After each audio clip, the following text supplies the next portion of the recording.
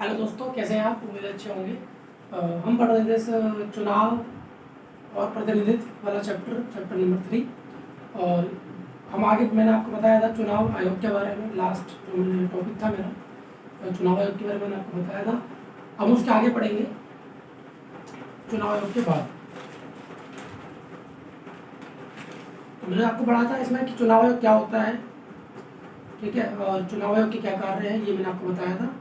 अब उसके आगे हम पढ़ेंगे कि लोकसभा में अनुसूचित जाति यानी कि एससी तथा अनुसूचित जनजाति के लिए कितनी सीटों का आरक्षण किया गया है। कि लोकसभा के अंदर जो अनुसूचित जाति है यानी कि एससी है और एसटी है, कितनी कितनी सीटों का उसमें आवंटित की गई है, दी गई है, इसके बारे में पढ़ेंगे। जैसे लोकसभा के अंदर 79 सीट दी गई है किसको? अनुसूचित जनजातियों को। और 41 सीट जो आरक्षित की गई है, 79 सीट दी गई है अनुसूचित जाति यानी कि एससी को, और अनुसूचित जनजाति को दी गई है 41 सीट्स, ठीक है। अब नेक्स्ट क्वेश्चन हम पढ़ेंगे, क्वेश्चन नंबर 9। अल्पसंख्यकों को प्रतिनिधित्व प्रदान करने के लिए कौन सी चुनाव प्रणाली अपनाई जाती है, या फिर आनुपातिक प्रतिनिधित्व प्रणाली क्या है? आनुपातिक प्रतिनिधित्व प्रणाली क्या है? दोस्तों, ये इस वीडियो का पार्ट 2 है, जिसमें मैं आपको बेसिकली आनुपातिक प्रतिनिधित्व प्रणाली पढ़ाऊंगा। इसे अल्पसंख्यकों को प्रतिनिधित्व प्रदान करने वाली प्रणाली भी बोला जाता है, ठीक है दोस्तों। तो ये क्वेश्चन कई तरीके से आ सकता है, या फिर ऐसे आ सकता है कि अल्पसंख्यकों को प्रतिनिधित्व प्रदान करने वाली प्रणाली का नाम बताइए, या उस पर एक लेख लिखिए। या फिर सीधा पूछ सकता है अनुपातिक प्रतिनिधित्व प्रणाली क्या है और इसके अंतर्गत कौन कौन सी प्रणालियाँ आती हैं, ठीक है दोस्तों। अनुपातिक जो प्रतिनिधित्व प्रणाली है उसे इंग्लिश में बोलते हैं प्रोपोर्शनल रिप्रेजेंटेशन मेथड या सिस्टम। प्रोपोर्शनल रिप्रेजेंटेशन मेथड या सिस्टम, आनुपातिक प्रतिनिधित्व प्रणाली, ठीक है। यह बहुत इंपॉर्टेंट कंसेप्ट है इस चैप्टर का, आनुपातिक प्रतिनिधित्व प्रणाली, क्योंकि जितने भी हमारे देश में आम चुनाव होते हैं ये काफ़ी डिफरेंट प्रणाली है उनसे। तो बड़ा ध्यान से समझना इस चीज़ को, ठीक है ना। तो पढ़ता हूँ इसके क्या होती है ये। इसके प्रतिपादक एक अंग्रेज दार्शनिक थॉमस हेयर है, इसलिए इस पद्धति को हेयर पद्धति भी बोला जाता है। दोस्तों, जो ये प्रणाली है अनुपातिक प्रतिनिधित्व प्रणाली, इसके जो एक्सपोनेंट है, मतलब जो इसके प्रतिपादक है, वो है थॉमस हेयर। ये एक इंग्लिश स्कॉलर थे, एक अंग्रेजी दार्शनिक थे। इन्होंने इसको बनाया है, और एक तरह से आविष्कारक इस प्रणाली के यही बोले जाते हैं, इसलिए इसको इनके नाम से भी जाना जाता है, हेयर पद्धति यानी कि हेयर सिस्टम। मैं आपको बता दूं कि जो अनुपातिक प्रतिनिधित्व प्रणाली है, हमारे जो भारत के राष्ट्रपति हैं, इनका चुनाव भी इसी प्रणाली के द्वारा किया जाता है। जो इलेक्शन होता है हमारे देश में राष्ट्रपति का, वो अनुपातिक प्रतिनिधित्व प्रणाली के द्वारा ही होता है। अब इसके अंदर भी दो प्रणालियां हैं, वो हम आगे पढ़ेंगे अभी। अनुपातिक प्रतिनिधित्व प्रणाली के अंदर भी दो पद्धति है, ठीक है ना, दो सिस्टम है इसके अंदर ही, वो हम आगे पढ़ेंगे। तो इसी के द्वारा, यानी कि इसके अंदर पहले बता देता हूँ आपको, दो प्रणाली इसके अंदर भी है, जिसे हम कहते हैं एकल संक्रमणीय मत प्रणाली, और दूसरा है आपका सूची प्रणाली, ठीक है ना। सूची प्रणाली यानी कि लिस्ट सिस्टम, और एकल संक्रमणीय मत प्रणाली यानी कि सिंगल ट्रांसफरेबल वोट सिस्टम, ठीक है। ये हम आगे पढ़ेंगे। पहले आप समझो अनुपातिक प्रतिनिधित्व प्रणाली होती क्या है और ये कैसे काम करती है इलेक्शन में, और इसकी एक तरह से इसकी योजना किस प्रकार की है, इसके बारे में हम इसमें पढ़ेंगे कि ये चाहती क्या है, कैसे काम करती है, इसके अंदर क्या क्या होना चाहिए, यानी कि इसके तत्वों के बारे में एक तरह से हम पढ़ लेंगे। तो पहले हम पढ़ेंगे यह प्रणाली वहाँ उपयोगी है जब बड़े आकार का निर्वाचन क्षेत्र होता है। कहाँ पर काम आएगी ये प्रणाली, हम कहाँ पर यूज़ करते हैं इसको, जहाँ पर इलेक्ट्रॉन जो रीजन है वो काफ़ी विस्तृत हो, काफ़ी वाइड हो, काफ़ी बड़ा हो। यहाँ का निर्वाचन क्षेत्र बहुत बड़ा होता है, छोटे निर्वाचन क्षेत्र में ये कामयाब नहीं है। जहाँ का निर्वाचन क्षेत्र बड़ा होता है वहीं पे ये कामयाब है। तो पहला पॉइंट इसका ये बनता है। दूसरा, एक निर्वाचन क्षेत्र से कम 3 उम्मीदवार चुने जाते हैं तभी यह प्रणाली काम करती है। दूसरा पॉइंट क्या है इसके अंदर कि एक निर्वाचन क्षेत्र से कम 3 तो कैंडिडेट यानी कि उम्मीदवार चुने जाने चाहिए तभी ये काम करेगी। 3 से कम होंगे, 1 या 2 नहीं होगा काम, तो ये कामयाब प्रणाली नहीं है। कम से कम 3 चुने जाने चाहिए। आगे आप कितने जोड़ सकते हो, 4, 5, 6, 7, 8, 9, 10, 11, 12 कितने भी एक्स्ट्रा, लेकिन 3 मिनिमम है, ये इसकी रिक्वायरमेंट है कि कम से कम 3 कैंडिडेट चुने जाने चाहिए उस इलेक्ट्रॉन रीजन से, निर्वाचन क्षेत्र से। दूसरा पॉइंट ये कहते हैं। आगे बढ़ते हैं तीसरा पॉइंट की तरफ। एक निर्वाचन क्षेत्र से, ये तो पढ़ लिया हमने, मतदाता को उतने ही वोट मिलेंगे जितने उम्मीदवार चुनाव लड़ रहे हैं।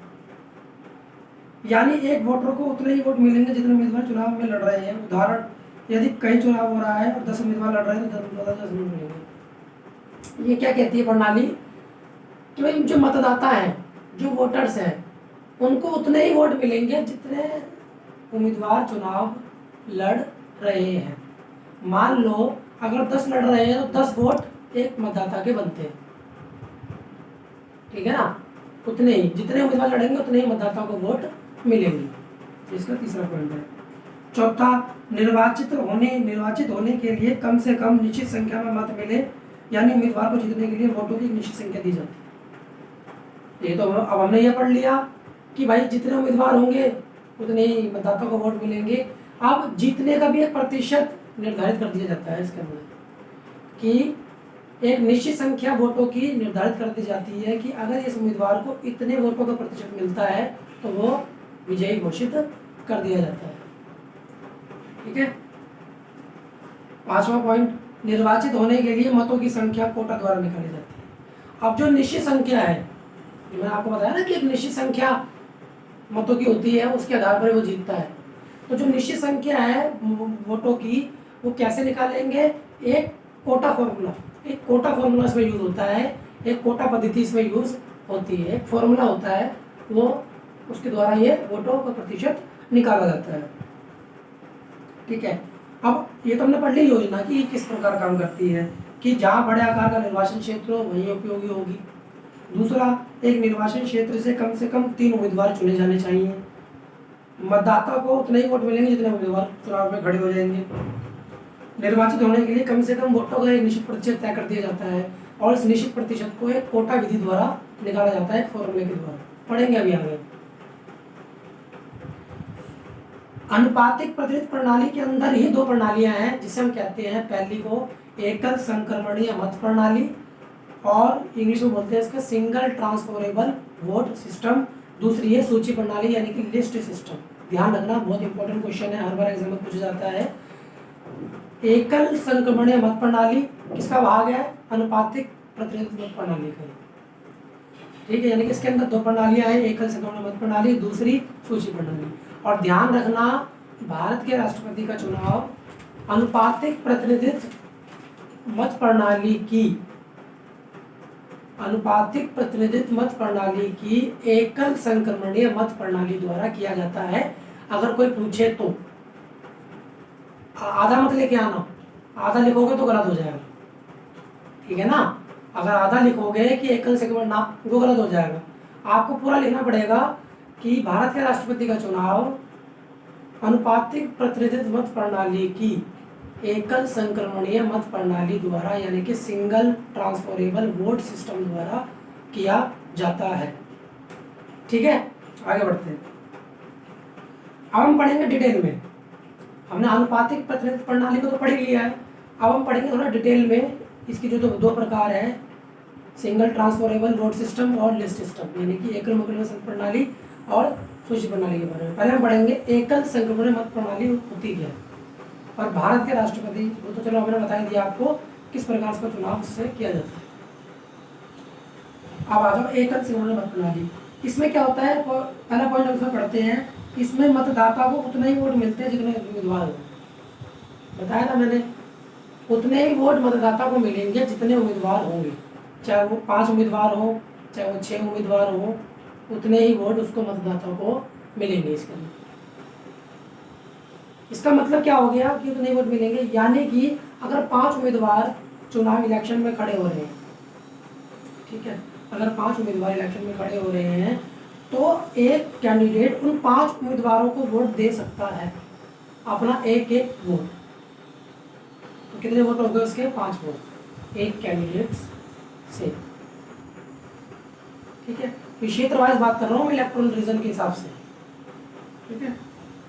दूसरा, अब हम पढ़ते हैं एकल संक्रमण मत प्रणाली में मतदान कैसे होता है, लोग वोट कैसे डालने जाते हैं, यानी कि वोटिंग का सिस्टम क्या है, वोटिंग का मेथड क्या है। यानी जो व्यक्ति वोट दे रहा है वो उस वोट का इस्तेमाल करेगा, वोटिंग सिस्टम क्या होगा ये हम पढ़ेंगे उसके अंदर। इसमें मतदाता को अपनी पसंद देनी होती है, यानी वो किस उम्मीदवार को ज़्यादा पसंद करता है ये बताना होता है। एकल संक्रमण मत प्रणाली में वोट कैसे होते हैं, प्रत्येक मतदाता अपनी पसंद दिखाता है उम्मीदवार पर, उम्मीदवार को अपनी पसंद देता है वोट के जरिए, यानी कि अपनी प्रेफरेंस दिखाता है उसके अंदर, ठीक है ना। प्रेफरेंस यानी कि आप उस कैंडिडेट को कैसे पसंद कर रहे हैं, तो वो अपनी पसंद दिखाता है नंबर के जरिए, 1 2 3 4 5 6 7 8 9 10 ये बढ़ता चला जाता है धीरे धीरे, ठीक है। तो जैसे एग्जाम्पल ले लो, उम्मीदवार हैं हमारे पास A B C D E, ये 5 उम्मीदवार खड़े हुए हैं इलेक्शन में, ठीक है। और अगर किसी वोटर ने सी को पहला प्रेफरेंस दिया है, आपने पहली पसंद बताया है, तो उसके आगे सी के आगे 1 डाल देना। सी को अपनी पहली प्रेफरेंस उसने बता दी है, मेरी पहली पसंद है सी उम्मीदवार। मानो दूसरे को उसने दे दिया बी मेरी दूसरी पसंद है। तीसरे को उसने दिया डी उसकी तीसरी पसंद हो गई, और चौथी पसंद हो गई उसने ए, और 5वीं पसंद को उसने दे दिया ई, यानी ई उम्मीदवार मेरी 5वीं पसंद है, सबसे लास्ट में, जिसको वो पसंद ही नहीं करना चाहता, जिताना ही नहीं चाहता। जिताना किसको चाहता है? जो पहली पसंद है उसकी। पहली पसंद क्या है उसकी? सी, ठीक है। तो हमने माना था कि 5 कैंडिडेट चुनाव लड़ रहे हैं और हम वोटर हैं मान लो, यानी कि मतदान है, मतदाता है, और उसको अपनी पसंद के आधार पर वोट देने हैं, और अपनी पसंद सी उम्मीदवार है, और हमारी पहली पसंद है सी उम्मीदवार की, और दूसरी बी मैंने बताया था आपको, ठीक है। तो इसी प्रकार से इसका मतदान होता है कि मैंने एग्जांपल दे दिया, वैसे तो एग्जांपल दिया आपको 5 कैंडिडेट्स का, वैसे तो कैंडिडेट काफ़ी खड़े होते हैं इसमें, ठीक है ना। मैं सिर्फ एग्जांपल दिया आपको, माना है मैंने A B C D E के हिसाब से। सी पहली पसंद को दे दिया उसने, ठीक है। इसी प्रकार बी दूसरी पसंद है उसकी, तीसरी पसंद होगी उसकी डी, और चौथी पसंद होगी उसकी ए, और ई पसंद होगी उसकी 5वीं। अब ए पहले नंबर पर है, लेकिन पसंद क्या है उसकी? चौथी। तो ये मैं समझ रहा हूँ उसकी पहली पसंद है ना, पहली पसंद जिसके आगे उसने 1 डाला है वो है, चाहे वो लास्ट में हो या वो ऊपर हो, ठीक है ना। तो वोटिंग उसने दे दी। अब वोटिंग होने के बाद कौन जीतता है ये कैसे पता चलता है हमें? अगर वोट हमने दे दिए, ये हमें कैसे पता चलेगा वोटिंग होने के बाद जीता कौन? ये भी तो हमें पता लगाना है ना। तो इसमें कैसे पता चलता है? एक कोटा पद्धति है, एक सूत्र है हमारे पास, फॉर्मूला, इसके जरिए हम पता लगाते हैं, ठीक है, कि किस उम्मीदवार को एक निश्चित मात्रा में वोट मिले हैं, और जिस उम्मीदवार को वो निश्चित मात्रा में उस सूत्र के, अगर वो सूत्र का हम इस्तेमाल करेंगे, उससे जो वोटों का प्रतिशत निकलेगा, अगर वो उस उम्मीदवार को मिल जाए तो वो विजयी घोषित कर दिया जाता है। तो वो कोटा पद्धति निकालने के वैसे तो 2 सूत्र हैं, मैं दोनों बता देता हूँ आपको। पहला सूत्र क्या है? कुल डाले गए मतों की वैध संख्या, कुल डाले गए मतों की वैध संख्या, अपॉन में यानी कि बटे में चुने जाने वाले प्रतिनिधियों की संख्या। पहला फॉर्मूला इसका क्या है? कुल डाले गए वैध मतों की संख्या बटे में चुने जाने वाले प्रतिनिधियों की संख्या। दूसरा फॉर्मूला क्या है? कुल डाले गए वैध मतों की संख्या बटे में कुल डाले गए वैध मतों की संख्या +1 बटे में चुने जाने वाले प्रतिनिधियों की संख्या +1। ठीक है, और सबसे ज्यादा प्रचलित होता है ये फॉर्मूला वो दूसरा वाला ही है, कुल डाले गए वैध मतों की संख्या +1 चुने जाने वाले प्रतिनिधियों की संख्या +1। ये सबसे ज्यादा फेमस है, यही यूज होता है, पहला वाला नहीं, इसमें यूज ज्यादा नहीं होता। तो एग्जांपल ले लो, मैंने बताया था कि 5 कैंडिडेट मैंने खड़े करवाए थे, ठीक है, सी को पहली प्रेफरेंस दी थी। तो मान लो कि 100 वोट पड़े टोटल, मैं गिनती बता रहा हूँ वोटों की, कि 100 वोट टोटल पड़े और 3 प्रतिनिधि चुने जाने हैं एक क्षेत्र से। 100 वोट पड़े, 3 प्रतिनिधि चुने जाने हैं। तो फॉर्मूला अगर हम दूसरा यूज करेंगे तो 100 वोट पड़े, कुल डाले गए वैध मतों की संख्या 100/3 चुने जाने वाले 100/3 +1 ऊपर +1। ठीक है, कितना आ जाएगा 100/4, फिर +1 एक बच गया लास्ट में हमारा, कितना आ जाएगा 100 + 4/4। इसको अगर हम डिवाइड वगैरह करके देखेंगे तो इसका आंसर आ जाएगा हमारे पास 104/4। इसको भी डिवाइड करेंगे तो आ जाएगा 26, यानी कि 26 वोट एक निश्चित संख्या हो गई। 26 वोट जिस भी कैंडिडेट को मिलेंगे पहली पसंद में, ABCDE में पहली पसंद में 26 वोट जिस भी कैंडिडेट को मिलेंगे वो विजयी घोषित हो जाएगा। समझ आया? यानी कि 26 वोट जिसे मिल गए वह विजयी होगा। और सबसे बड़ी बात यह है कि 26 वोट आए हैं, उनकी काउंटिंग कैसे होगी, क्योंकि यह 26 वोट सिर्फ एक कोटा है। ये 26 वोट हमने निश्चित बता दिया कि 26 वोट पहली पसंद में जिस कैंडिडेट्स को मिलेंगे वो जीत जाएगा, लेकिन उस 26 वोटों की काउंटिंग कैसे होगी, क्योंकि प्रेफरेंस तो मतदाता ने दे दिया 1 2 3 करके, ठीक है ना, उसकी काउंटिंग कैसे होगी। ठीक है, जैसे हमने ABCDE को पसंद दी थी 1 2 3 4 5 करके, और ABCDE में जिस उम्मीदवार को पहली पसंद में 26 बार दिखाया गया है वो विजयी माना जाएगा। यानी कि जिस उम्मीदवार को पहली पसंद में 26 बार दिखाया गया है, ये 26 मैंने एग्जांपल दिया आपको 5 कैंडिडेट्स का, तो बहुत कैंडिडेट खड़े होते हैं वैसे इसमें, ठीक है ना, ध्यान रखना। तो जिस उम्मीदवार को पहली पसंद में 26 बार दिखाया गया है वो विजयी घोषित होगा। ठीक है, लेकिन यदि किसी उम्मीदवार को भी 26 बार पहली पसंद में नहीं दिखाया गया तो क्या हो? हमें ये तो समझ आ गया कि वोटिंग कैसे हो रही है, पसंद कैसे दर्शाई जा रही है, इसमें दिखाई जा रही है, ठीक है, वोटों का प्रतिशत कैसे निकाला जा रहा है, ठीक है, उसकी काउंटिंग कैसे हो रही है। लेकिन मान लो पहली पसंद में 26 बार किसी भी कैंडिडेट्स को नहीं दिखाया गया तो क्या होगा, तो कैसे पता लगाएंगे, तो इस स्थिति में जिस उम्मीदवार को सबसे कम पसंद किया गया है, जैसे हमने बताया था कि E को 5वीं पसंद दिखाया गया था, कि जिस उम्मीदवार को सबसे कम पसंद किया गया, जैसे E को किया गया था 5वीं पसंद में डाला गया था, तो उसका नामांकन तो रद्द कर ही दी जाए कर देगी गवर्नमेंट, चुनाव आयोग उसका नामांकन ही रद्द कर देगा, क्योंकि वो तो वैसे ही फाइट से बाहर हो गया ना इलेक्शन की। पसंद 5वीं से लास्ट में है, वो 5 कैंडिडेट, मैंने एग्जांपल दिया था 5 कैंडिडेट्स का, ठीक है, तो वोटिंग फाइट से बाहर हो जाएगा क्योंकि वो जीत ही नहीं सकता। अब E वाला तो खत्म ही हो चुका है, तो कुछ वोटर यानी व्यक्ति ऐसे होंगे जिन्होंने E को पहली पसंद दिखाया था, कुछ वोटर्स ऐसे होंगे जिन्होंने E को पहली पसंद दिखाया था लेकिन किसी दूसरे को दूसरी पसंद दिखाया था। कुछ वोटर ऐसे भी तो होंगे ना जिसने E को पहली पसंद दिखाया था लेकिन निश्चित वोटों का प्रतिशत वो नहीं ला पाया, तो जिसको E को पहली पसंद दर्शाया था उसको तो हमने हटा ही दिया। और कुछ वोटर्स ऐसे होंगे जिसने दूसरे को दूसरी पसंद दिखाया था, ठीक है ना, जिसने दूसरों को दूसरी पसंद दिखाया था, तो ऐसी स्थिति में क्या होगा, जो पहली पसंद था हमारा सबसे ऊपर, जिसको 26 बार वोट नहीं मिले थे, वो तो वैसे बाहर हो गया, तो दूसरी क्या बन जाएगी, पहली।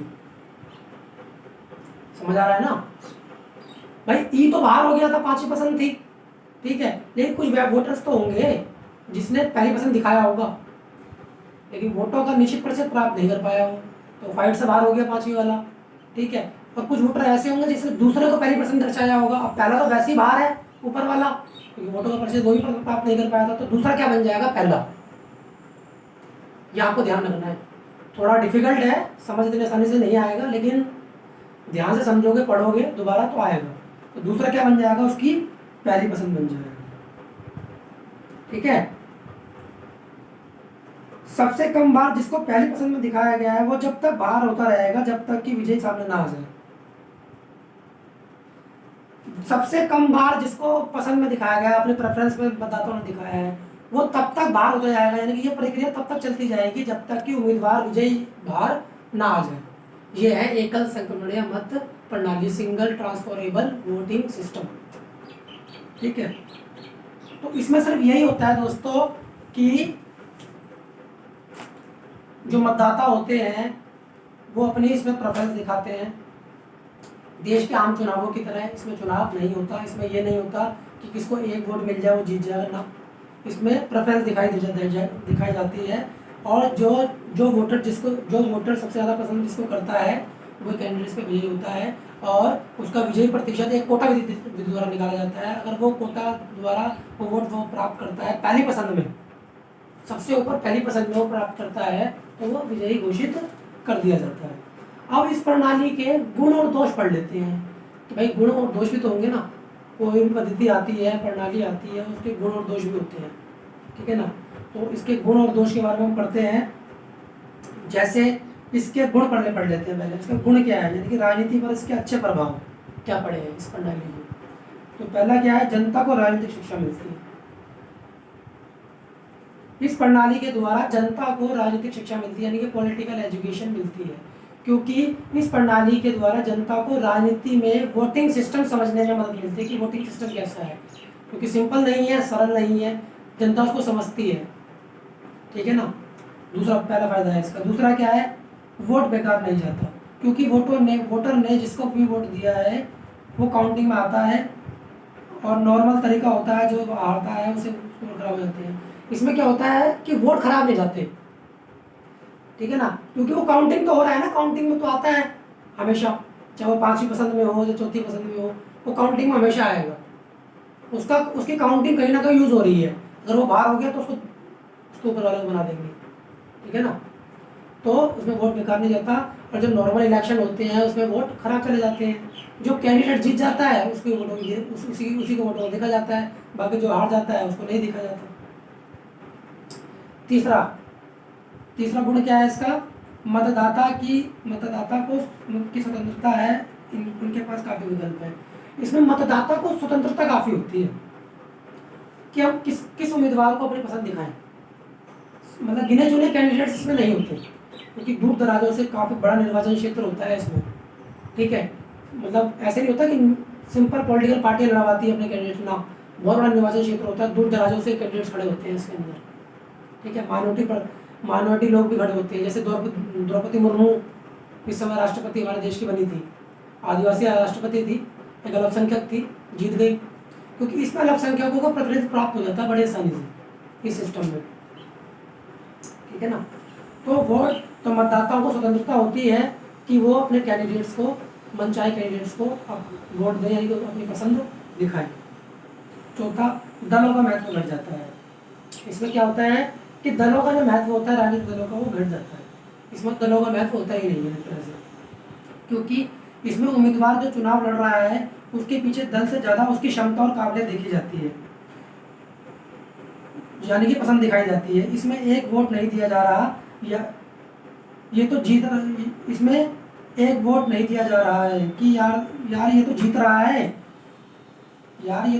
या फिर ये हार रहा है तो उसको वोट मत दो। हम ज़्यादातर जब चुनावों में जाते हैं तो एक मानसिकता से जाते हैं कि जो पहले हार रहा है उसको वोट ना दो, क्योंकि सरकार नहीं बनेगी। ठीक है, हम क्या होता है, देखो इसमें क्या होता है, ये एक तरह से जो हमारे आम चुनाव होते हैं उससे बहुत अपोजिट है ये कंसर्वेटिव मत प्रणाली। ठीक है ना, इसमें क्या है, इसमें ना दलों का महत्व घट जाता है। राजनीतिक दलों को हम वोट ही देते, इसमें उम्मीदवार को देखते हैं, हम उम्मीदवार को वोट देते हैं। और जो नॉर्मल चुनाव होते हैं हम कहते हैं ना, यार ये तो बीजेपी से है, चाहे कोई भी खड़ा कर दो, कोई भी कैंडिडेट खड़ा कर देते हैं बीजेपी वाले, अरे तो बीजेपी से, हम हमारी छवि माइंड में क्या होती है कि बीजेपी है, तो हम उस मानसिकता के साथ जाते हैं वोट डालने कि भाई कांग्रेस तो वैसे ही हार रही है, सरकार तो बनेगी नहीं, तो क्या फायदा इसका वोट देने का, तो बीजेपी को दे दो, सरकार इसकी बन रही है। अरे भाई उम्मीदवार तो जितवा सकते हो ना तुम, हो सकता है उम्मीदवार अच्छा हो उसका, लेकिन नहीं, ये हमारी मानसिकता बन चुकी है, हम लहर के साथ चलते हैं बस। इंडिया के अंदर जो वोटिंग प्रणाली है ये एक लहर के साथ चलती है, लोगों की मानसिकता ऐसी बन गई है, ठीक है ना। लेकिन जो मैं बता रहा हूँ आपको एकल मत प्रणाली, इसके अंदर इसमें तो पसंद दर्शाई जाती है, इसमें उम्मीदवार की काबिलियत पे वोट होते हैं, उसकी पसंद पर, ना कि किसी राजनीतिक दल के ऊपर। यानी कि इसमें क्या होता है, दलों का महत्व पूरी तरीके से घट जाता है, ठीक है। पांचवा क्या पढ़ते हैं, इसका फायदा क्या है, यानी कि गुण क्या है इसके, अल्पमत को प्रतिनिधित्व मिल जाता है। मैंने बताया था कि जो माइनॉरिटी लोग होते हैं, जो अल्पसंख्यक होते हैं, उसमें इसको प्रतिनिधित्व मिल जाता है, ठीक है, बड़ी आसानी से। अब पढ़ते हैं हम इसके दोष के बारे में। इसके दोष क्या, गुण पढ़ लिए हमने इसके, अब दोष पढ़ते हैं। इसके राजनीति पर बुरे प्रभाव। पहला, गणना पद्धति कठिन है, सही बात है। जो उसकी गणना पद्धति है, जो वोटिंग सिस्टम है, कि वोटिंग सिस्टम किस तरीके से काम करता है, वो बहुत कठिन है। अगर आप किसी आम आदमी से बोलोगे भाई देख कि भाई इसमें क्या होता है, पहला हम उम्मीदवार खड़े होते हैं, और जितने उम्मीदवार खड़े होते हैं उतने ही मतदाताओं के वोट होते हैं, फिर एक कोटा विधि निकाले, एक कोटा से, एक फॉर्मूले से एक वोटों का प्रतिशत निकाला जाता है, फिर उससे पहले लोग अपनी पसंद दर्शाते हैं उम्मीदवार पर, उसके बाद एक कोटा विधि से उसका प्रतिशत निकाला जाता है। वो कहता है भाई क्यों पका रहा है, भाई क्यों पका रहा है, इलेक्शन करवाना अपना, क्यों मेरा दिमाग खा रहा है, ऑन द इलेक्शन। वो समझ नहीं पाएगा उस चीज़ को, क्योंकि आम आदमी जो है वो उसको आसानी से नहीं समझ सकता, ठीक है। हालांकि मुझे टीचर्स काफ़ी अच्छे मिले थे इस सब्जेक्ट्स के, तो मैं उसको सही तरीके से समझ पाया। हालांकि उस समय भी नहीं समझ पाया था, जब मैंने अकेले उसको पढ़ा शांति से, तब मैं समझ पाया कि सिस्टम है क्या, ठीक है ना। तो इसमें क्या है, गणना पद्धति कठिन है, आम आदमी इसको आसानी से समझ नहीं पाता, ठीक है ना, बजाय जो आम चुनाव होते हैं उसके।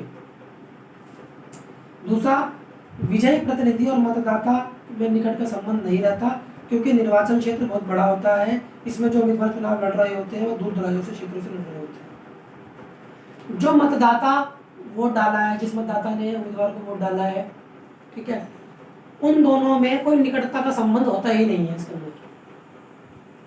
यानी कि जो उम्मीदवार जीतता है उसको पता ही नहीं होता कि वो किन के लिए काम करेगा, क्योंकि बहुत, मैं बता रहा हूँ ना, बहुत दूर दराजों से लोग खड़े होते हैं उम्मीदवार इसमें, कैंडिडेट्स, क्योंकि निर्वाचन क्षेत्र ही बहुत बड़ा होता है इसके अंदर, तो उनको पता ही नहीं होता। तो इस कारण क्या होता है कि मतदाता और जो कैंडिडेट्स है, उम्मीदवार है, प्रतिनिधि है, उसके बीच निकटता का संबंध इसमें होता ही नहीं है। उसको पता ही नहीं होता कि मुझे जिताया किसने है, मैं किसके लिए काम करूं। पसंद दर्शाता कोई भी दर्शा सकता है। तीसरा है, चुनाव खर्चा बढ़ जाता है। भैया ये इसमें सबसे ज़्यादा चुनाव खर्च आता है, चुनाव का खर्चा बढ़ता जाता है, क्योंकि प्रेफरेंस दिखानी होती है उम्मीदवारों पर, अपनी पसंद दिखानी होती है। अब वो जब तक प्रक्रिया चलती रहेगी, जब तक कि उम्मीदवार विजयी बाहर ना आ जाए, आप करवाते रहो, पसंद दिखाते रहो, ये चलता रहेगा प्रक्रिया, तो उम्मीदवार विजयी घोषित ना हो जाए, ठीक है ना। ये होता है ना, पता नहीं चुनाव हो गए, पता नहीं क्या हो गया, एक बहुत बड़ी योजना बना दी, एक बहुत बड़ी योजना हो गई, दीर्घकालीन योजना से बोलते हैं, तो अपने गवर्नमेंट की सड़क कि 5 महीने बन जाए, 6 महीने बनेगी या 10 महीने बनेगी, जब मर्जी बन सकती है, तो गवर्नमेंट का काम है। लेकिन इसमें चुनाव का खर्चा बहुत आता है, बहुत लंबा प्रोसीजर है इसका, इस चुनाव विधि का, ठीक है। चौथा क्या है, उपचुनाव के लिए बेकार है, ये मेथड चुनाव के लिए उपयोगी नहीं है। जो उपचुनाव अगर हमें कराने हो तो ये मेथड उसके लिए बहुत ही बेकार है, वहाँ पर ये यूज़ नहीं होता। उपचुनाव का मतलब होता है दोस्तों बाई इलेक्शन। बाई इलेक्शन का मतलब अगर आपको नहीं पता, मैं आपको बता देता हूँ उपचुनाव क्या होते हैं। मान लो कोई स्थान रिक्त है, खाली पड़ा हुआ है, किसी वजह से, चाहे उसकी डेथ हो गई हो, ठीक है ना, किसी भी वजह से हो सकता है, तो वहाँ पर क्या होता है, हमें सिर्फ 1 या 2 कैंडिडेट्स के लिए मतलब चुनाव करवाने।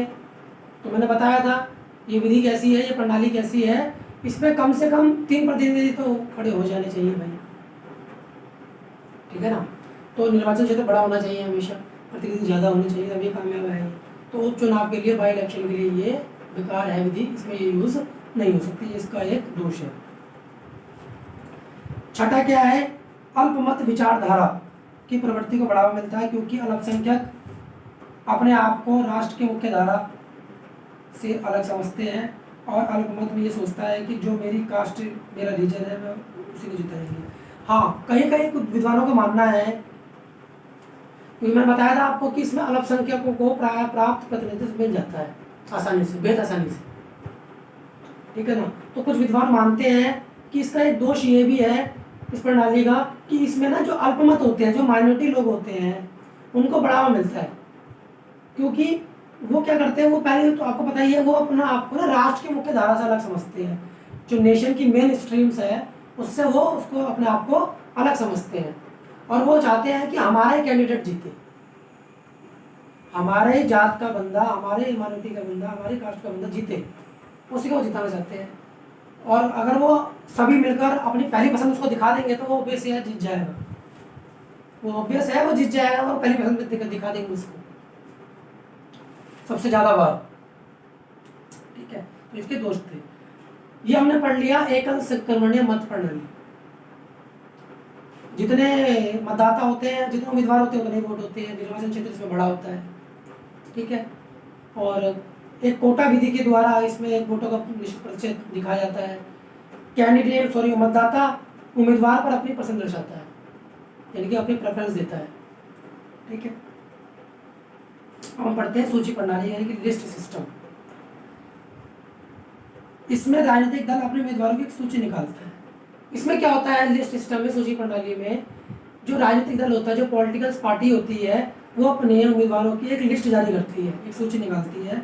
इसमें भी मतदाता को उतने ही वोट मिलते हैं जितने उम्मीदवार, इसमें भी सेम है, मतदाता को उतने ही वोट मिलते हैं जितने कि उम्मीदवार खड़े होते हैं, परंतु इसमें मतदाता को वोट किसी उम्मीदवार को ना देकर पूरी सूची को देना होता है। इसमें पसंद नहीं दिखाई जाती, यानी इसमें यदि एक साथ 5 वोट देने हैं तो पूरे उम्मीदवार को देगा, ऐसा नहीं कि एक किसी दूसरे को। इसमें क्या होता है, ये थोड़ा उससे अपोजिट है। अलग कैसे है, इसमें ये तो ठीक है कि जितने उम्मीदवार होते हैं, जितने उम्मीदवार होते हैं उतने ही मतदाता के वोट होते हैं, तो ठीक है, लेकिन इसमें ना वो पसंद नहीं दिखाएगा। इसमें क्या होता है, जो राजनीतिक दल अपने उम्मीदवारों की एक लिस्ट जारी करता है, तो एक कैंडिडेट्स को हम वोट नहीं देते, सभी कैंडिडेट्स को हम वोट देते हैं। ध्यान से समझना, हम इसके अंदर सभी कैंडिडेट्स को वोट देते हैं जो भी उस सूची में होते हैं, पहले दूसरे नंबर पे सभी को देते हैं, एक वोट देंगे, अलग अलग नहीं, एक ही वोट देंगे सभी कैंडिडेट्स को जो भी उस सूची में होंगे। इसे कहते हैं सूची प्रणाली। यह प्रणाली Norway, Sweden, Denmark, Belgium, Italy और स्विट्जरलैंड जैसे देशों में चलती है। कहाँ चलती है? डेनमार्क में, नॉर्वे में, इटली में, स्विट्जरलैंड आदि देशों में चलती है। हालांकि समय समय के अनुसार इन्होंने इसमें बदलाव अपने अनुसार किए हैं, ठीक है। अब सूची प्रणाली में विजयी होने का तरीका क्या है, वोटिंग का तरीका क्या है सूची प्रणाली में, ये तो हमने पढ़ लिया क्या होती है ये, ठीक है। अब इसमें वोटिंग का तरीका क्या है सूची प्रणाली में, पढ़ते आगे। इसमें भी कोटा निकाला जाता है। कोटा निकालने की विधि यानी कि सूत्र फॉर्मूला सेम है जो हमने एकल संक्रमणीय मत प्रणाली में पढ़ा था। तो इसमें भी कोटा निकाला जाता है, एक निश्चित कोटा वोटों का। निश्चित कोटा के आधार पर जितने वोट एक राजनीतिक दल को, देखो इसमें राजनीतिक दल की बात हो रही है, उनके कैंडिडेट्स की बात हो रही है सभी की, ठीक है, ना कि पसंद की। तो निश्चित कोटा के आधार पर जितने वोट एक राजनीतिक दल को मिलेंगे या मिले हैं, उसके उतने उम्मीदवार विजयी घोषित कर दिए जाएंगे। जैसे एक एग्जांपल है इसमें, मान लो किसी राजनीतिक दल को 90,000 वोट मिले, किसी राजनीतिक दल को 90,000 वोट मिले और उसका कोटा निकला 30,000 वोटों का, तो उस हिसाब से उसके 3 उम्मीदवार जीत पाएंगे, उस हिसाब से उसके 3 उम्मीदवार जीत जाएंगे। यानी कि 90,000 वोट पड़े, कोटा निकला 30,000 का, उसके हिसाब से क्या डिवाइड करोगे तो 3 उम्मीदवार उसके जीत जाएंगे, यानी कि प्रतिनिधि बन सकते हैं। और जो उम्मीदवार सूची में शीर्ष पर होगा उसे विजयी घोषित कर दिया जाएगा।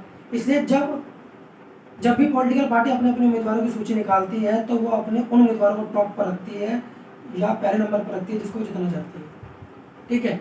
अब वो जो 3 उम्मीदवार जो टॉप पर होंगे वो जीत जाएंगे। और ध्यान रखना, पॉलिटिकल पार्टी जब भी लिस्ट जारी करती है अपने उम्मीदवारों की, राजनीतिक दल जब भी अपने उम्मीदवारों की लिस्ट जारी करते हैं तो वो उन्हीं उम्मीदवारों को हमेशा टॉप पर रखती है, शीर्ष पर रखती है सूची की, जिसको वो जिताना चाहती है, ठीक है। ये थी सूची प्रणाली, ठीक है। अब दोस्तों वेरी इंपॉर्टेंट क्वेश्चन है, बहुत इंपॉर्टेंट क्वेश्चन है कि अल्पसंख्यकों को प्रतिनिधित्व प्रदान करने वाली प्रणाली का नाम बताइए, या फिर भारत में यूज होने वाली प्रथम खंबा पार प्रणाली क्या है। प्रथम खंबा पार प्रणाली क्या है, इसको इंग्लिश में कहते हैं the first past the post system. क्या बोलते हैं, the first past the post system. Bharat में ज़्यादातर चुनाव जो आम चुनाव होते हैं, नॉर्मल चुनाव, वो इसी मेथड से किए जाते हैं। यही एक प्रणाली है जिससे वो चुनाव होते हैं। प्रथम खंबा पार प्रणाली भी कहते हैं इसे, और इंग्लिश में कहते हैं the first past the post system. और इसका एक दूसरा नाम भी है जो सबसे आगे वही जीते प्रणाली। दूसरा नाम क्या है इसका, जो सबसे आगे वही जीते प्रणाली। प्रथम खंबा पार प्रणाली क्या है, पढ़ते हैं आगे क्या होती क्या है प्रथम खंबा पार प्रणाली, इसके बारे में पढ़ते हैं। पहले इसकी परिभाषा आप देख लो, अर्थ क्या है इसका। एक नंबर में कभी बार एग्जाम में आ जाता है, अपने प्रतिद्वंदी से एक मत आगे निकल जाना। बताया था मैंने, नाम से स्पष्ट है प्रथम खंबा पार प्रणाली। अपने प्रतिनिधि से यानी कि अपने कॉम्पिटिटर से, अपने प्रतिद्वंदी से एक वोट आगे निकल जाना ही प्रथम खंबा पार प्रणाली है। ठीक है ना। इसमें क्या होता है दोस्तों, अगर आपने मान लो अपोजिट में 40,000 वोट पड़े, आप लिए 40,000 एक टोटल, तो आप जीत जाओगे एक वोट से। यानी कि इसमें एक वोट से कैंडिडेट्स जीत जाता है बड़ी आसानी से, भले ही उसके प्राप्त वोटों का प्रतिशत कितना भी हो वो मायने नहीं रखता। ठीक है ना। तो हमने पढ़ा अपने प्रतिद्वंदी से एक मत आगे निकल जाना ही प्रथम खंबा पार प्रणाली कहलाती है। भारत ने इसी प्रणाली को अपनाया है और इस समय यही सिस्टम भारत में लागू है। अब भारत ने इसको क्यों अपनाया, इसके पीछे क्या कारण थे भारत इस प्रणाली को अपनाने के लिए, सिस्टम को अपनाने के लिए, वो हम पढ़ते हैं। पहला कारण था जनता का राजनीतिकरण ना होना। पहला कारण क्या था, जनता का राजनीतिकरण ना होना। जब भारत आजाद हुआ तब 85% जनसंख्या निरक्षर थी, उसको गुलामी की आदत पड़ चुकी थी। लगभग 200 वर्ष तक गुलाम रहे थे वो, और उनको लोकतंत्र या राजनीति के बारे में कुछ भी पता नहीं था। इसलिए जनता को राजनीति से जोड़ने के लिए इस प्रणाली को अपनाया गया, क्योंकि समझने में बेहद आसान है। आपको पता होगा दोस्तों, जब भारत आज़ाद हुआ तो ज़्यादातर जो जनता थी, यानी कि 85% जनसंख्या कैसी थी, निरक्षर थी, अनपढ़ थी, पढ़ी लिखी नहीं थी। अब वो मान लो एकदम से ऐसी विधि ला दे, मान लो एकल संक्रमण मत प्रणाली को ला देते, तो क्या वो समझ पाती इस चीज़ को, नहीं। ये तो बात के काम है, पर जनता को शिक्षा दे दें हम। ठीक है। तो कुछ ऐसी प्रणाली लानी थी जो जनता भी आसानी से समझ सके, और उससे उसको लोकतंत्र का और राजनीति का ज्ञान धीरे धीरे हो जाए। तो भारत ने किसको अपनाया, प्रथम खंबा पार प्रणाली। ठीक है, first past the post system. दूसरा कारण क्या था, बहुदलीय व्यवस्था। दलों की संख्या सीमित करने के लिए इसे अपनाया गया। बहुत सारे दल होते थे, अब दलों की संख्या सीमित करने के लिए इसका दूसरा कारण अपनाया गया था, याद रखना। तीसरा, पंथ निरपेक्ष लोकतंत्र का निर्माण।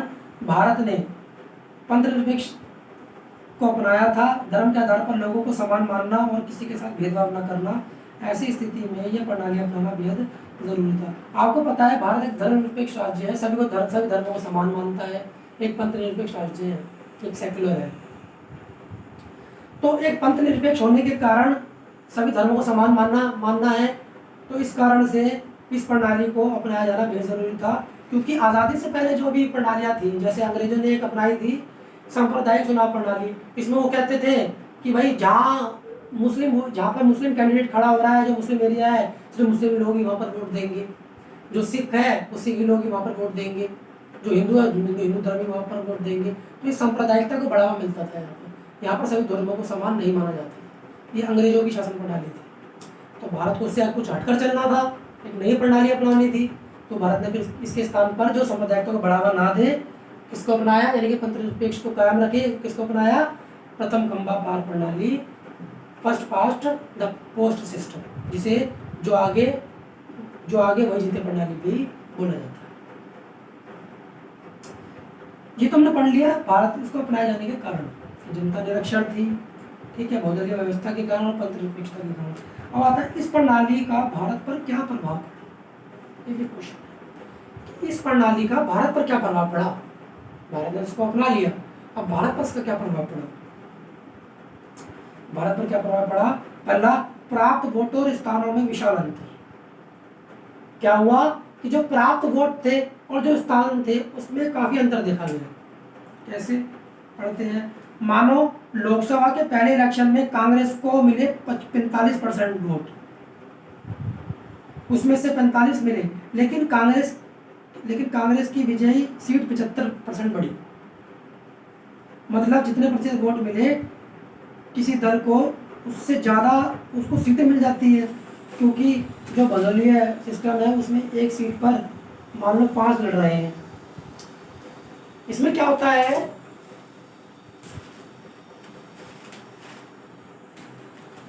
जैसे मैंने बताया कि कांग्रेस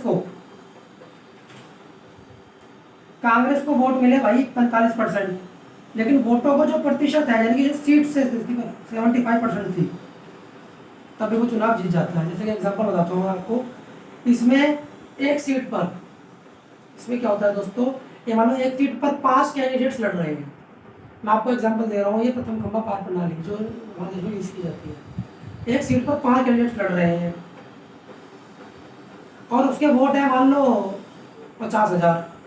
मान लो 50,000 एक वोट पड़े, टोटल 50,000 एक वोट पड़े A B C D E को, मतलब ए को मिले 10,000, बी को मिले 10,000 और डी को मिले 10,000 और ई को मिलेगा 10,000 एक। तो कौन जीत गया, ई, 10,000 एक, क्योंकि एक वोट से वो जीत गया।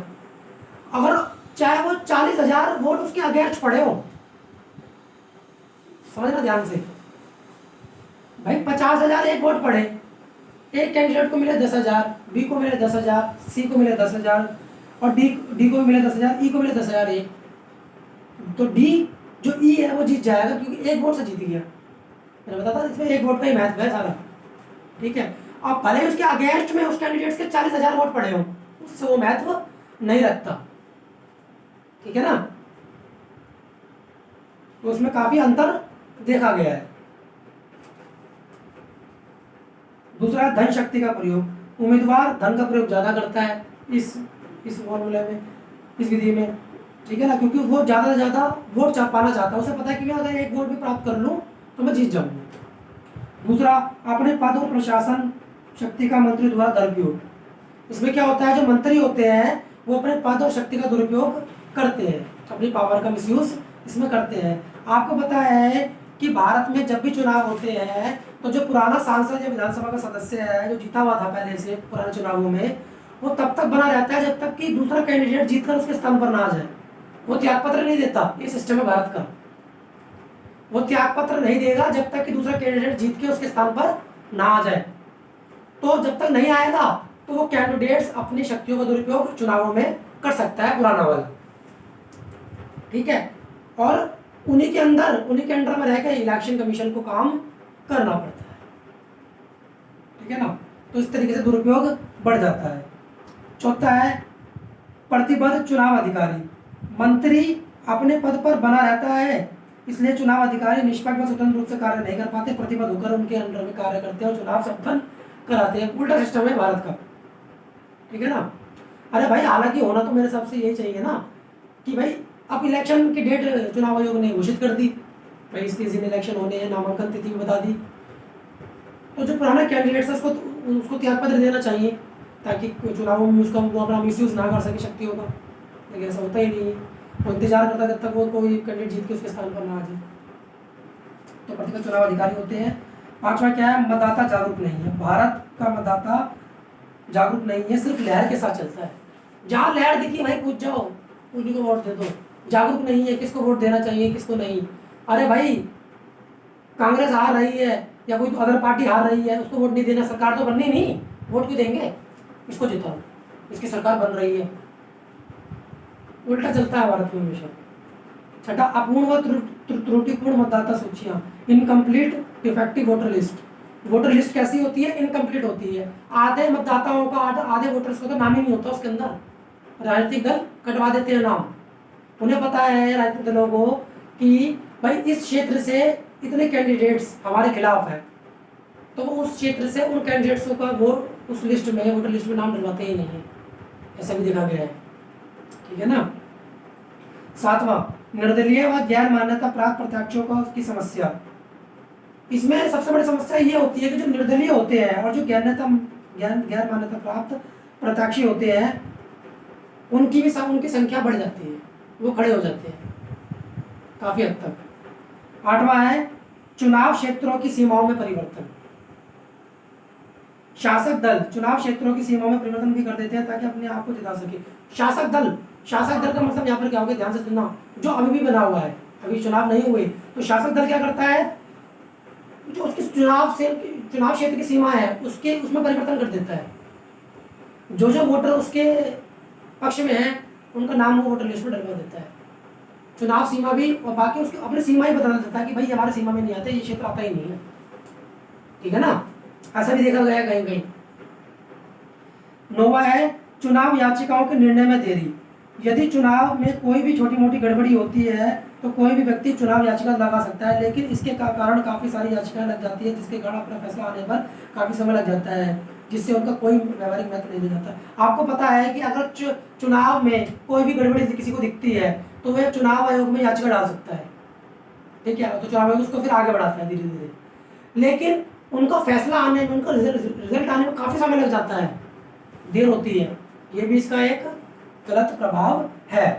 10वां धर्म, जाति और भाषा के आधार पर समर्थन प्राप्त करना। इसमें कैंडिडेट्स जो होते हैं, वो योग्य जो कैंडिडेट्स होते हैं, उम्मीदवार होते हैं, वो जीत ही नहीं पाते, और जो गरीब कैंडिडेट्स होते हैं वो भी नहीं जीत पाते, उनके पास पैसा नहीं होता, धन का प्रभाव पता है, धन का प्रभाव ज़्यादा होता है ऐसी प्रणालियों में, तो नहीं जीत पाते, और धर्म जाति के नाम पर वोट पड़ते हैं, वो जीत जाते हैं, ठीक है। तो दोस्तों ये चैप्टर था हमारा, क्या कहते हैं, चुनाव और प्रतिनिधि। इसमें मैं लास्ट क्वेश्चन आपको बता देता हूँ, वो अक्सर हो सकता है पूछ लेते हैं एग्जाम में, तो लास्ट क्वेश्चन मैं आपको बताता हूँ इसमें, जो कभी कभार आ जाता है, हालांकि इतना इम्पोर्टेंट तो नहीं है लेकिन समझने के लिए ठीक है वो। एक हम पढ़ते हैं इसमें क्षेत्रीय प्रतिनिधित्व और व्यावसायिक प्रतिनिधित्व क्या होता है, सिर्फ समझ लेना। क्षेत्रीय प्रतिनिधित्व तथा व्यावसायिक प्रतिनिधित्व को दो अलग अलग प्रकार की चुनाव प्रणालियां हैं। क्षेत्रीय प्रतिनिधित्व में पूरे देश को अलग अलग चुनाव क्षेत्रों में बांट दिया जाता है। उस क्षेत्र में रहने वाले सभी लोग चाहे किसी धर्म या जाति के हों, बिना किसी भेदभाव के वोट डाल सकते हैं। इसे क्षेत्रीय प्रतिनिधि कहते हैं। क्षेत्रीय प्रतिनिधित्व में क्या होता है, अलग अलग क्षेत्रों में बांट दिया जाता है क्षेत्रों को, और सभी जो लोग होते हैं किसी धर्म या जाति के हों उसमें वोट डाल सकते हैं। व्यावसायिक प्रतिनिधि क्या होता है, व्यावसायिक प्रतिनिधित्व में सभी व्यवसाय से जुड़े लोग अलग अलग जनसंख्या में के अनुपात में प्रतिनिधियों को चुनते हैं। इससे प्रतिनिधि सभी व्यवसाय से जुड़े लोगों को हितों का ध्यान रखते हैं। जो व्यवसाय कर रहे हैं, जो बिजनेसमैन है, वो अपने प्रतिनिधि को चुन लेते हैं, इसमें व्यवसाय प्रतिनिधि कह देते हैं, ठीक है। अब विशेष बहुमत का क्या अर्थ होता है, विशेष बहुमत के अंदर दोनों सदनों के कुल सदस्यों का बहुमत होता है, और मतदान में भाग लेने वाले सदस्यों को 2/3 बहुमत शामिल इसमें होता है। पृथक निर्वाचक मंडल और आरक्षित चुनाव क्षेत्र के बीच क्या अंतर होता है, और संविधान के निर्माताओं ने पृथक निर्वाचक मंडल को स्वीकार क्यों नहीं किया। पृथक निर्वाचक मंडल क्या होता है, ठीक है ना, और आरक्षित चुनाव क्षेत्र क्या होता है। पृथक निर्वाचक मंडल को संविधान के निर्माताओं ने स्वीकार क्यों नहीं किया। इसमें क्या होता है, पृथक निर्वाचक क्षेत्र में बताता हूँ आपको, इसके अंतर्गत किसी समुदाय के प्रतिनिधि के चुनाव में केवल उसी समुदाय के लोग वोट डाल सकते हैं जो उस जाति के हो, धर्म के हो। जैसे सिख समुदाय के लोग अपना वोट सिर्फ सिख धर्म को लेंगे, ठीक है ना, और ऐसे मुस्लिम धर्म को देंगे। इसे सांप्रदायिक चुनाव प्रणाली भी कहते हैं, जो अंग्रेजों ने आज़ादी से पहले अपनाई थी। संविधान के निर्माताओं ने इसे स्वीकार नहीं किया क्योंकि सांप्रदायिकता को बढ़ावा देती है। और आरक्षित चुनाव क्षेत्र क्या होता है, इसमें किसी निर्वाचन क्षेत्र को एक विशेष समुदाय के लिए आरक्षित कर दिया जाता है, जैसे SC ST को आरक्षण प्रदान करना, ये आरक्षित चुनाव क्षेत्र होते हैं। अल्पसंख्यक वाले SC ST को एक उनका विशेष चुनाव क्षेत्र, सीटें निर्धारित कर दी जाती है इसके अंदर, ठीक है। तो दोस्तों हमने इसमें पढ़ा लोकतंत्र के बारे में, ठीक है, लोकतंत्र क्या होता है, कितने प्रकार का होता है, प्रत्यक्ष अप्रत्यक्ष के बारे में पढ़ा, सार्वभौमिक मताधिकार के बारे में पढ़ा, हमारे चुनाव आयोग की, हमारे चुनाव प्रणालियों के समझ कौन कौन सी समस्या है उसके बारे में पढ़ा, भारत का उस पर क्या प्रभाव पड़ा उसके बारे में हमने इस पर पढ़ा, चुनाव प्रणालियों के बारे में पढ़ा, अनुपातिक प्रतिनिधित्व प्रणाली के बारे में पढ़ा। इसके अंदर भी 2 प्रणालियों के बारे में हमने पढ़ा था। पहला एकल सकल मत प्रणाली जो भारत में भी यूज़ की जाती है, भारत के राष्ट्रपति का चुनाव इसी से होता है। दूसरा हमने इसमें पढ़ा था सूची प्रणाली, ठीक है। और लास्ट हमने पढ़ा था जो आम चुनावों में हमेशा यूज़ होती है, जो वर्तमान समय में यूज़ हो रही है, जैसे इलेक्शन होते हैं, वो पढ़ी हमने प्रथम खंबा पार प्रणाली, ठीक है। इसे first post the past post first system भी कहते हैं, यानी कि जो सबसे आगे वही जीते प्रणाली भी से बोला जाता है। और कुछ अलग अलग डेफिनेशन पढ़ी, जैसे विशेष बहुमत के बारे में हमने इसमें पढ़ा क्या होता है, ठीक है। पृथक निर्वाचन मंडल, आरक्षित निर्वाचन मंडल क्या होता है, ठीक है। तो उम्मीद है दोस्तों आपको ये चैप्टर समझ आया होगा। चुनाव प्रतिनिधित्व 2 पार्टों में मैंने इस चैप्टर को कंप्लीट कर दिया है, ठीक है। और मैं इसके जो नोट्स हैं मेरे इस चैप्टर के, मैं इसके डिस्क्रिप्शन में अपने वीडियो के डाल दूंगा और डाउनलोड कर सकते हैं, ठीक है। और उम्मीद है आपने भी पेन पेंसिल लेके आप बैठे होंगे, मैं समझा रहा होगा तो आपने काफ़ी चीज़ इसमें नोट करी होगी। तो दोस्तों बस यही, इसी के साथ ये चैप्टर खत्म होता है। आगे अगली क्लास में हम नेक्स्ट चैप्टर पढ़ेंगे, ठीक है। धन्यवाद।